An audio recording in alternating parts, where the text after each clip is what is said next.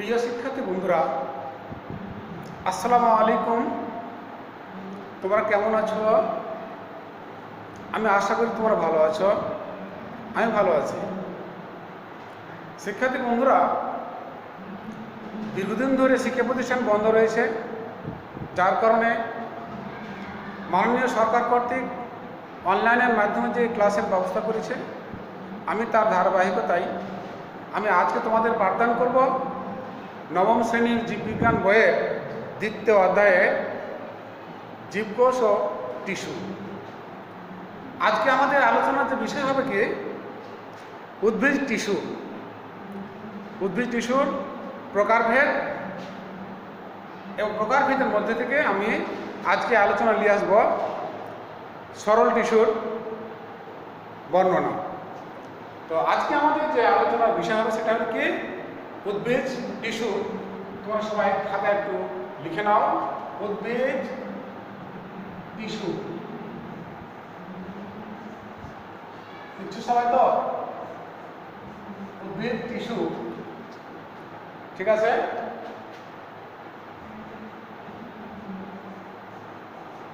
উদ্ভিদ টিস্যু। শিক্ষার্থী বন্ধুরা, আমরা এখন জানবো যে টিস্যু কি, টিস্যু কাকে বলবো। তার টিস্যু আমরা এইভাবে বলতে পারি যে একগুচ্ছ কোষ কোনো স্থান থেকে উৎপত্তি লাভ করে যখন তারা একই ধরনের কাজ সম্পন্ন করে তখন উক্ত কোষগুচ্ছকে টিস্যু বলা হয়। আমি আবার বলছি, একগুচ্ছ কোষ কোনো স্থান থেকে উৎপত্তি লাভ করে যখন তারা একই ধরনের কাজ সম্পন্ন করে তখন উক্ত কোষগুচ্ছকে টিস্যু বলা হয়। উদ্ভিদ টিস্যুকে আমরা প্রথমত দুই ভাগে ভাগ করতে পারি। উদ্ভিদ টিস্যু, তাহলে উদ্ভিদ টিস্যুকে আমরা দুই ভাগে ভাগ করতে পারি। সবাই একটু ভাগগুলো খাতায় একটু লিখে নাও। উদ্ভিদ টিস্যু, উদ্ভিদ টিস্যু, উদ্ভিদ টিস্যু। লিখছে সবাই তো?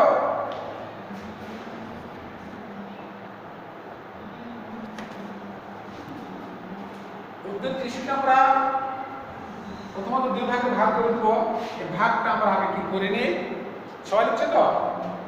প্রথম হলো কি ভাজক টিস্যু।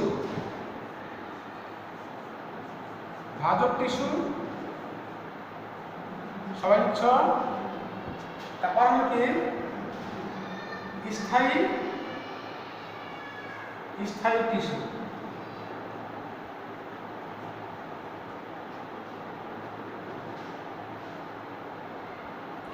ভাজক টিস্যু আর হলো কি স্থায়ী টিস্যু। স্থায়ী টিস্যুকে আমরা তিন ভাগে ভাগ করবো। কয়েক ভাগ করবো? তিন ভাগে ভাগ করবো। একটা হলো কি সরল টিস্যু। সরল টিস্যু, সবাই লিখছে তো? সবাইকে কিন্তু লিখতে হবে। সরল টিস্যু। দুই নম্বর হল কি জটিল টিস্যু। জটিল টিস্যু, জটিল টিস্যু। তিন নম্বর হল কি ক্ষরণ নিঃস্রাবী বা ক্ষরণকারী টিস্যু। নিঃস্রাবী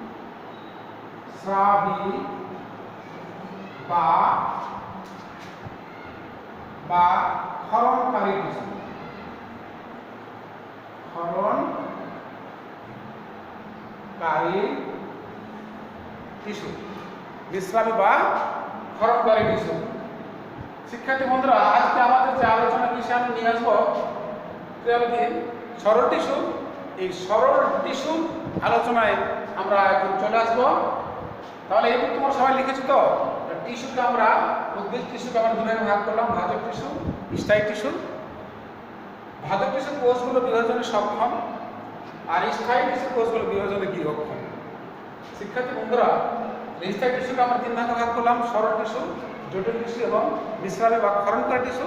আজকে আমাদের যে আলোচনার বিষয় আমি বলেছিলাম উদ্ভিদ টিস্যুর মধ্যে সরল টিস্যু কি করবো, আলোচনা করবো।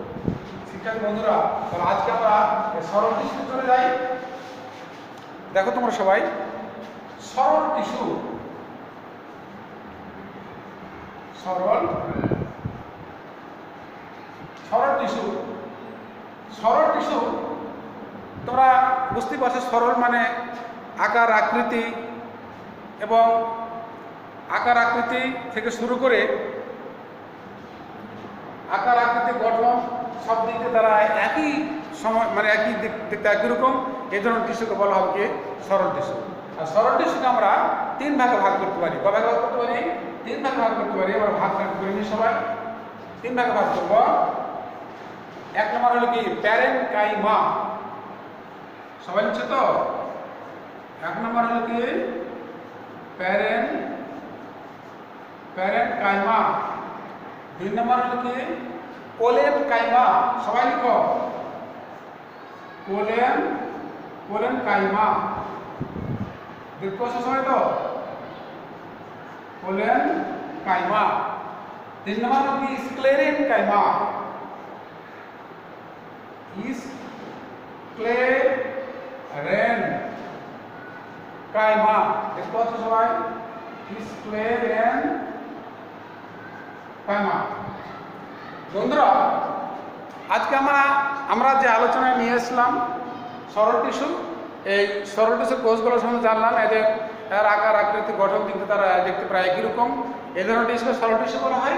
আর সরল টিস্যুকে আবার 3 ভাগে ভাগ করলাম, প্যারেনকাইমা, কোলেনকাইমা আর কি স্ক্লেরেনকাইমা।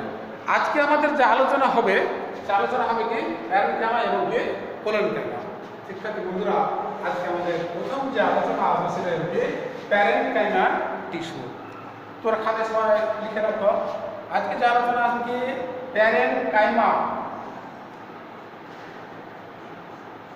প্যারেনকাইমা সরল টিস্যু প্রথম যে অংশ সেটা হলো কি প্যারেনকাইমা। এই প্যারেনকাইমা টিস্যু নিয়ে আমরা আজকে যে আলোচনা নিয়ে আসছি, তোমরা সবাই এখানে আমাদের এখানে কিছু কিছু প্যারেনকাইমা বৈশিষ্ট্যগুলো পাবো, আমরা একে একে কী করবো লিখে রাখবো। 1 নম্বর বৈশিষ্ট্য আমরা লিখবো যে লিখছে সবাই দেখো। 1 নম্বর বৈশিষ্ট্য আমরা লিখবো কি কোষগুলো কি জীবিত। কি লিখবো? কোষগুলো জীবিত। লিখো সবাই খাতায়, কোষ কি জীবিত, সমব্যাসীয়। লিখছে সবাই তো? কোষগুলো কি জীবিত,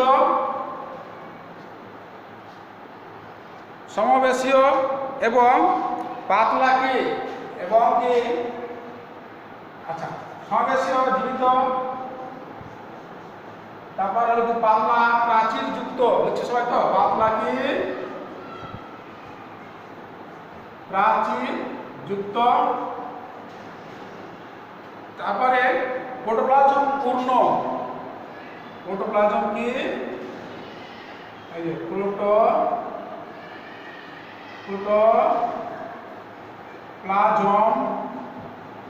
পূর্ণ। তাহলে বন্ধুরা 1 নম্বর বৈশিষ্ট্য আমরা দেখলাম কি কোষগুলো জীবিত, সমব্যাসীয়, পাতলা প্রাচীরযুক্ত, প্রোটোপ্লাজমকে পূর্ণ। আমরা তো 2 নম্বর পয়েন্টে যাই। 2 নম্বর পয়েন্ট পর খাতা সহ লিখে রাখো। কোষ প্রাচীর সেলুলোজ দিয়ে তৈরি। এটা কোষ প্রাচীর কি সবাই খাতা লিখো। কোষ প্রাচীর কি সেলুলোজ।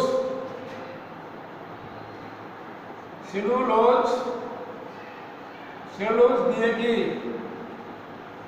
কোষ প্রাচীর সেলুলোজ দিয়ে কি তৈরি। লিখছো সবাই? সবাই লিখো।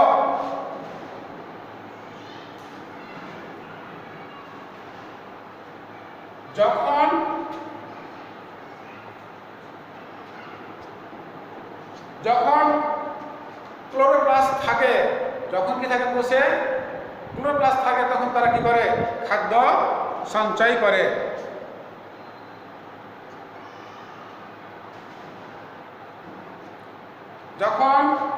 যখন কোষে ক্লোরোপ্লাস্ট থাকে, খাতাটা লিখে রাখো, খাদ্য সঞ্চয় করবে। যখন কোষে ক্লোরোপ্লাস্ট কি বলা হলো যখন কোষে ক্লোরোপ্লাস্ট থাকে আমি বলছি খাদ্য সঞ্চয় করে, ঠিক আছে, তখন এদের নতুন একটা নাম ধারণ করা হয়। যখন কোষে ক্লোরোপ্লাস্ট থাকে তখন এদেরকে কোলেন কেন বলা হয়? কি বলা হয়? কোলেন কেন বলা তখন থাকে তখন লিখছে সবাই তো, তখন এদেরকে দেখতে পাচ্ছে সবাই, তখন এদেরকে কোলেন কেন বলা হয়? কোলেন কাইমা বলা হয়। 4 নম্বর আমরা যে বৈশিষ্ট্য নিয়ে আসবো, জলজ উদ্ভিদের বড় বড় বায়ুকুঠুরি যুক্ত, জলজ উদ্ভিদের, জলে যারা যে সমুদ্রে বসবাস করে, দেখতে পাচ্ছ সবাই, জলজ উদ্ভিদের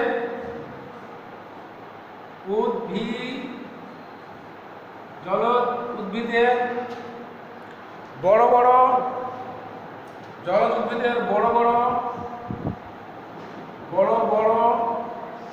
বায়ু কুঠুরি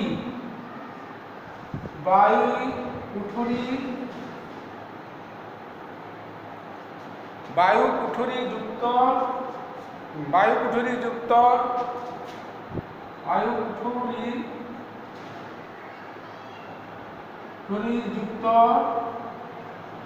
প্যারেনকাইমাকে এয়ারোকাইমা টিস্যু বলা হয়। প্যারেনকাইমাকে দেখতে পাচ্ছি সবাই,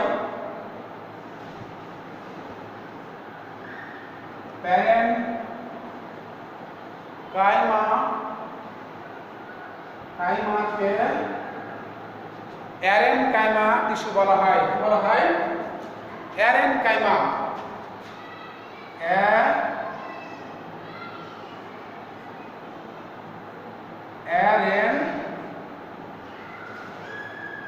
এরেনকাইমা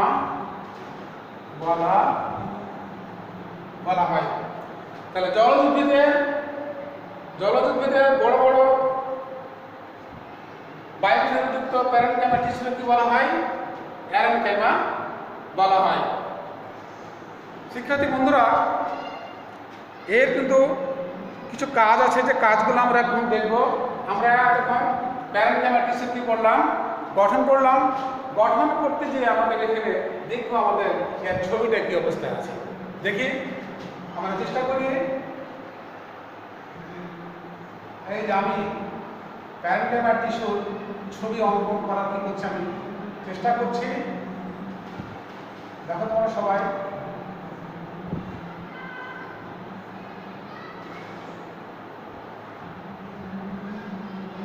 এই হয়ে গেছে ছবি আমার। শিক্ষার্থী বন্ধুরা, তোমাদের কিন্তু বায়োলজিতে ছবি কিন্তু অঙ্কন করতে হবে। ছবির উপরে কি থাকে? নাম্বার থাকে একটা। তাহলে আমরা এই যে দেখতে পাচ্ছি, এটা বল দিলাম এখানে, এটা নিউক্লিয়াস, এটা কি নিউক্লিয়াস। আর এখানে যে আমরা ডট ডট ডট ডট অংশগুলো দেখছি, এগুলো হচ্ছে সাইটোপ্লাজম, সাইটোপ্লাজম।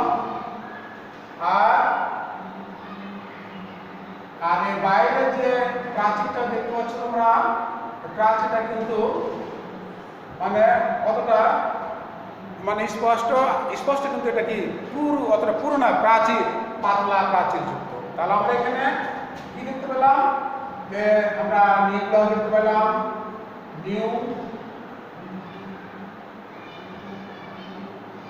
নিউক্লিয়াস। আর কি দেখতে পেলাম? তারপরে সাইটোপ্লাজম দেখলাম, সাইটোপ্লাজম,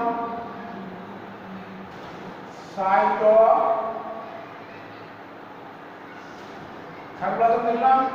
আর এদের ভিতরে যে ফাঁক দেখা যাচ্ছে না, এই যে ফাঁকগুলো, এই ফাঁকগুলো হলো আন্তঃকোষীয় ফাঁক। এগুলা আন্তঃকোষীয় ফাঁক,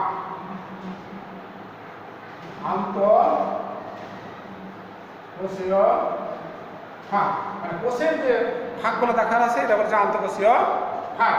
তাহলে আমরা এখানে দেখলাম যে প্যারেনকাইমা টিস্যুর যে বৈশিষ্ট্যগুলো দেখা গেল, কোষ প্রাচীর পাতলা, সমাবেশীয় পাতলা প্রাচীরযুক্ত, প্রোটোপ্লাজম পূর্ণ। কোষ প্রাচীর সেলুলোজ দিয়ে তৈরি। যখন কোষে ক্লোরোপ্লাস্ট থাকে তখন এদেরকে বলা হয় কি কোলেনকাইমা। আর জলজ উদ্ভিদের বড় বড় বায়ুমণ্ডলযুক্ত প্যারেনকাইমা টিস্যুকে আমরা বলি কি প্যারেনকাইমা। এবং এখন এদের যে কাজগুলো আমরা নিয়ে আলোচনা করবো। প্যারেনকাইমা টিস্যুর আমরা এখন কি করলাম, গঠন নিয়ে আলোচনা করলাম। এখন আমরা যদি প্যারেনকাইমা টিস্যুর কি কাজ নিয়ে আলোচনা করব। বন্ধুরা, প্যারেনকাইমা টিস্যু আমরা এখন যে আলোচনা নিয়ে আসবো সেটা হলো কি কাজ। এক প্রধান কাজ কি দেখো, 1 নম্বর কাজ হলো কি খাদ্য প্রস্তুত করা। 1 নম্বর কাজ হলো কি খাদ্য প্রস্তুত করা। 2 নম্বর কাজ হলো কি খাদ্য সঞ্চয় করা। 2 নম্বর কাজ খাদ্য সঞ্চয় করা। 3 নম্বর কাজ হলো কি খাদ্য পরিবহন করা। খাদ্য কি করা, পরিবহন করা। তাহলে আমরা কি বললাম এখানে, খাদ্য প্রস্তুত করা, খাদ্য সঞ্চয় করা, খাদ্য প্রস্তুত করা। আর কি দেখলাম, আরেকটা আমাদের যে কাজ আসছে সেটা হলো কি দেহ কি করা, দেহ গঠন করা। দেহ গঠন। শিক্ষার্থী বন্ধুরা, তাহলে আজকে আমরা প্যারেনকাইমা টিস্যুর যে গঠন নিয়ে আলোচনা করলাম। তারপরে এই যে কাজগুলো আছে এই কাজগুলো আমরা কি করলাম, আলোচনা নিয়ে আসলাম।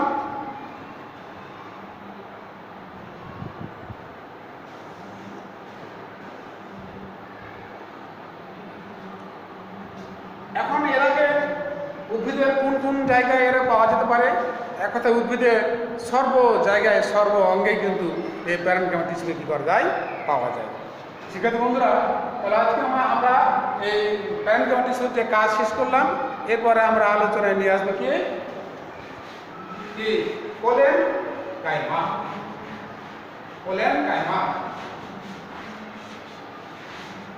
দেখো বন্ধুরা, তাহলে 2 নম্বর যে আমাদের যে ঘটনা আসছে সেটা হলো কি 2 নম্বর, সেটা কি কোলেনকাইমা।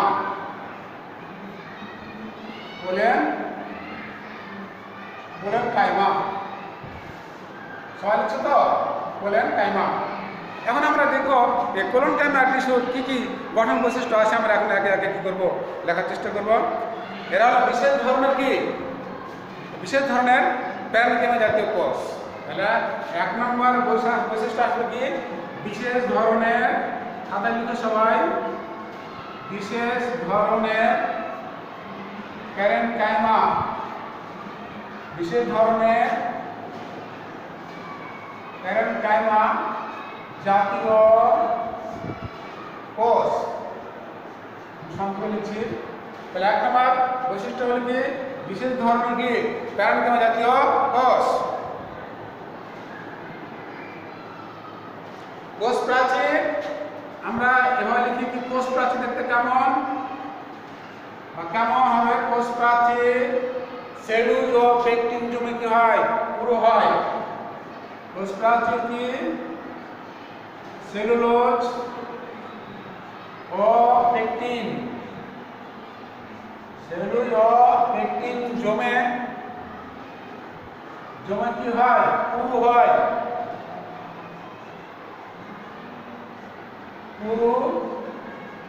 পুরু হয় মানে মোটা হয়। কথা বুঝতে পারছ? তারপরে আমরা যে কাজটা নিয়ে আসবো 3 নম্বর কাজ। দেখো, দেখতে পাচ্ছি সবাই, কোষগুলো লম্বাটে এবং সরু।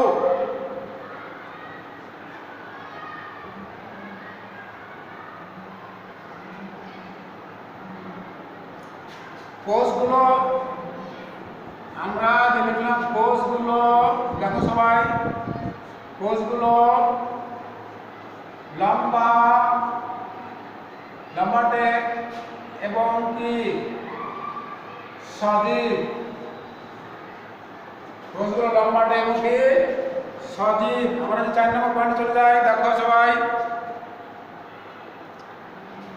কোষ প্রাচীর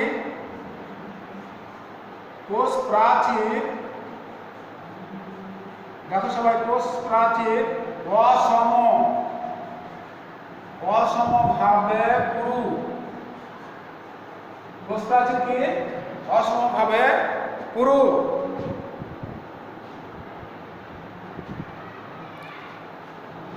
তারপর দেখো প্রোটোপ্লাজম পূর্ণ কোষ দিয়ে তৈরি।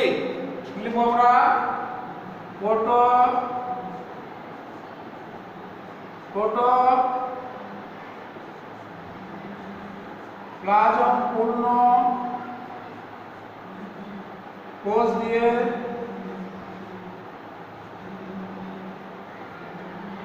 দিয়ে কি তৈরি। কি বুঝতে পারছো? তারপরে আমরা এই পয়েন্ট নিয়ে আসি, প্রোটোপ্লাজম কোষ দিয়ে কি এটা তৈরি। তারপর আমরা পয়েন্ট নিয়ে আসি, দেখবো আমরা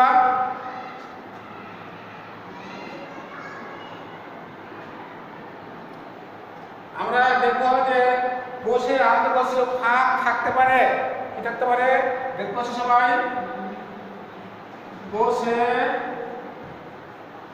আন্তঃকোষীয়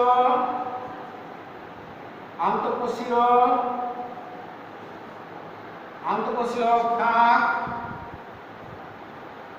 থাকতে পারে।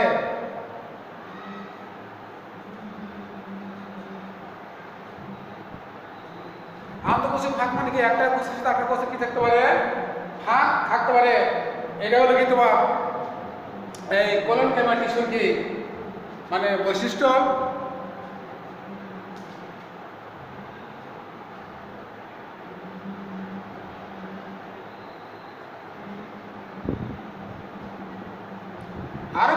আরো বৈশিষ্ট্য আছে, আমরা একটু উপর থেকে লেখার চেষ্টা করি। আমি এটাকে মিশিয়ে দিলাম, তোমরা দেখো সবাই, এগুলো মিশিয়ে দিই। দেখো যে কোষ প্রান্ত চৌকোনাকার। কোষ প্রান্ত কেমন হতে পারে? এই যে 7 নম্বর যে বৈশিষ্ট্যটা আছে, দেখো কোষ প্রান্ত কি? কোষ প্রান্ত চৌকোনাকার।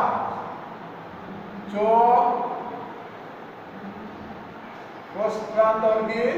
চৌকোনাকার। বুঝছো সবাই?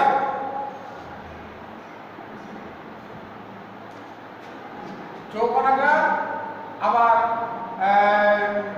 সরু হতে পারে বা তির্যক হতে পারে, বা সরু বা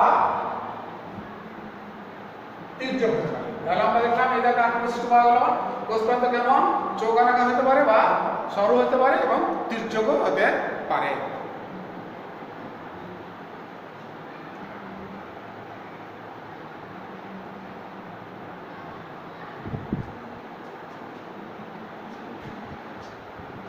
এখন এদেরকে দেখা যায়, এদের কোথায় দেখা যায়? পত্রবৃন্ত এবং পাতার যে শিরা আছে না, পত্রবৃন্ত এবং শিরাতে এদেরকে কি করা যায়? দেখা যায়। শিক্ষার্থী বন্ধুরা, এছাড়া আরো অনেক এদের বৈশিষ্ট্য থাকতে পারে। তোমরা আমাদের বাড়িতে যে বইগুলো আছে, বইগুলো তোমরা জিনিসগুলো পড়া বোঝার করবে, চেষ্টা করবে। এখন আমরা এখানে যে জিনিসটা নিয়ে আসবো, যে কোলনকেমা টিস্যুর কি কিছু কাজ নিয়ে আমরা আলোচনা আসি। কি কাজ? কোলনকেমা টিস্যুর কিছু কাজ নিয়ে আমরা আলোচনা করব। প্রথমে দেখো আমরা যে কাজটা নিয়ে আলোচনা করব, খাদ্য প্রস্তুত করা। 1 নম্বর কাজ হল কি? খাদ্য প্রস্তুত করা। 2 নম্বর, 1 নম্বর কাজ এটা। 2 নম্বর কাজ হল কি? উদ্ভিদ দেহকে দৃঢ়তা প্রদান করা। দেহকে আমি সংক্ষেপে লিখছি আর কি, দৃঢ়তা প্রদান। দৃঢ়তা মানে একটা উদ্ভিদ অঙ্গকে দৃঢ়তা প্রদান করা। যেমন আমরা ওই যে কুমড়া লতা বা দলকলসির যে লতাগুলো থাকে না, সেটা কচি যে কাণ্ড থাকে, সে কচি কাণ্ডে যদি আমরা হাত দিয়ে ধরি তাহলে ভেঙে যেতে পারে, কিন্তু আস্তে এইগুলোকে দৃঢ়তা প্রদান করে কে? এই কোলনকেমা টিস্যু।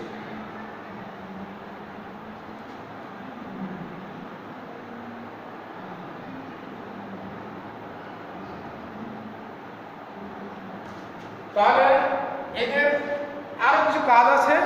যদি দেহে ক্লোরোপ্লাস্ট থাকে তাহলে এরা কী করে খাদ্য মানে তৈরি করতে পারে। দেহে যদি ক্লোরোপ্লাস্ট থাকে তাহলে খাদ্য তৈরি করতে পারে।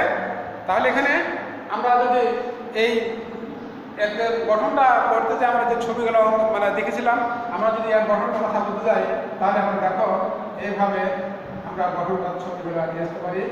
দেখো তোমরা বাড়িতে ছবিগুলো কী করবে অঙ্কন করবে। হ্যাঁ দেখো এই যে দেখেছি মোটামুটি এইভাবে ছবিটা আসবে আর কি।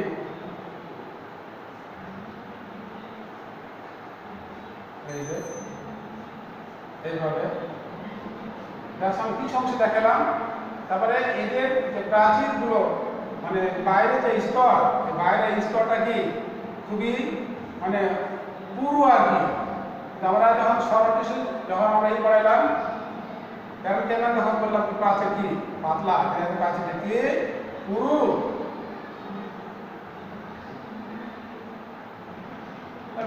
এখানে যে ডট জিনিসগুলো দেখানো হবে এগুলো হচ্ছে সাইটোপ্লাজম। এটা বুঝতে পারছে এটা কি একটা হলো কি নিউক্লিয়াস, আর এর বাইরে সেটা হচ্ছে প্রাচীর, কি পুরো প্রাচীর এখানে অবস্থান করছে। তাহলে এটা হলো কার ছবি? এটা হলো আমাদের কোলন ক্যাভার ছবি। তাহলে আমরা একটা কথা বলেছি এদের আন্তঃকোষীয় ফাঁক থাকতে পারে, একবার থাকবে এমন কথা না, থাকতে নাও পারে, থাকতে পারে আর কি, ঠিক আছে।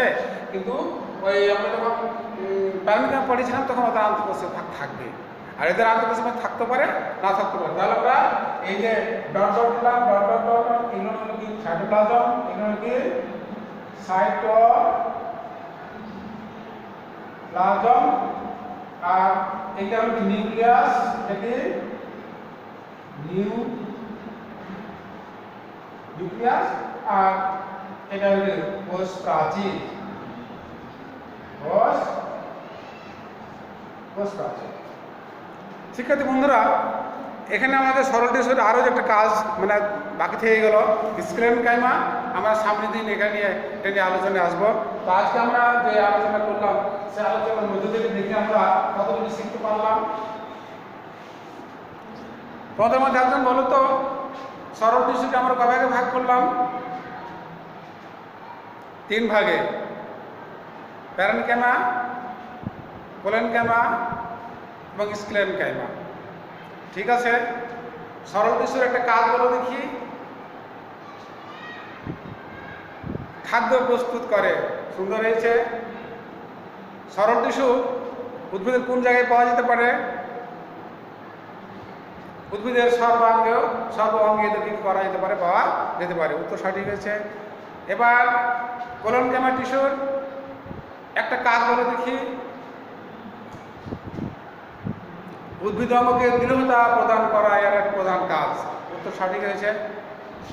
শিক্ষার্থী বন্ধুরা, আমরা আগামীতে এই উদ্ভিদ টিস্যুর আরও কিছু অংশ থেকে গেল, আমরা এটা নিয়ে আলোচনায় আসবো। তোমরা সবাই ভালো থেকো, সুস্থ থেকো। আর একটি কথা না বললেই নয়, যেহেতু করোনা ভাইরাসের কারণে আমাদের এই শিক্ষা প্রতিষ্ঠান বন্ধ রয়েছে, কাজের শিক্ষার্থী বন্ধুরা তোমরা যদি বাড়ি থেকে বের হতে চাও অবশ্যই মাস্ক পরে বাড়ি থেকে বের হবে।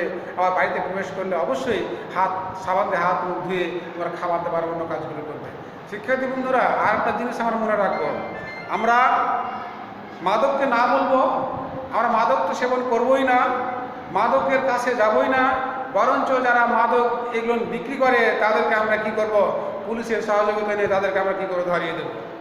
শিক্ষার্থী বন্ধুরা, আমরা সবাই মাদককে কি বলবো, না বলবো। আমাদের সরকারের এটা বিস্তারিত মানে একটা পরিকল্পনা আছে, এই বাংলাদেশ থেকে মাদক আমরা কি করব, দূর করব। কাজে আমাদের সকলকে কি করতে হবে, সরকারকে আমাদের সহযোগিতা করতে হবে। আমরা সবাই মাদককে না বলি। তোমাদের সকলকে আবার ধন্যবাদ জানিয়ে আমি আমার আজকে ক্লাস শেষ করছি। আসসালামু আলাইকুম।